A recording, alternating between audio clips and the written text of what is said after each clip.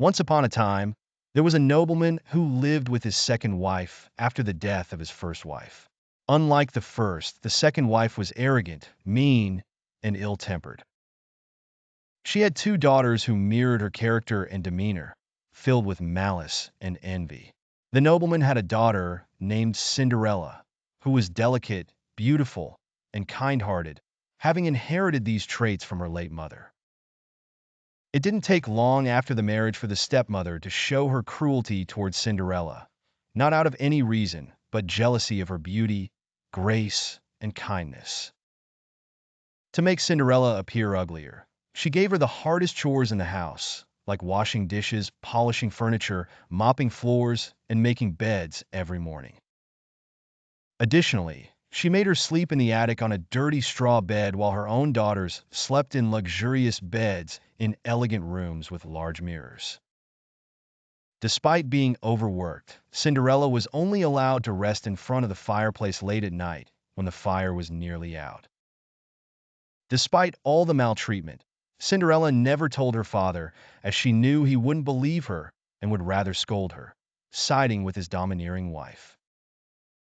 One day, an invitation arrived from the king's palace for a grand ball hosted by the prince. Every girl in town, including Cinderella, was invited.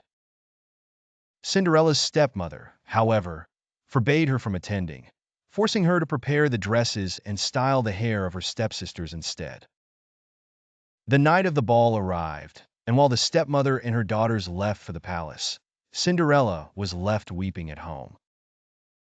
Suddenly, a fairy godmother appeared and asked why she was crying. After listening to Cinderella's woes, the fairy godmother decided to help. With a wave of her magic wand, she turned a pumpkin into a magnificent carriage, mice into horses, a rat into a coachman, and lizards into footmen. She transformed Cinderella's ragged clothes into a beautiful gown with glass slippers.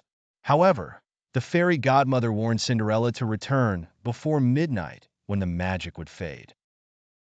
Cinderella arrived at the ball, and everyone, including the prince, was captivated by her beauty. The prince stayed by her side all evening, but when the clock struck midnight, Cinderella rushed out, losing one of her glass slippers on the palace steps. The prince found the slipper and declared he would marry the girl whose foot fit the shoe. After searching the entire kingdom, the prince arrived at Cinderella's home. Her stepsisters tried the shoe unsuccessfully. When Cinderella tried, it fit perfectly, and she produced the other slipper from her pocket.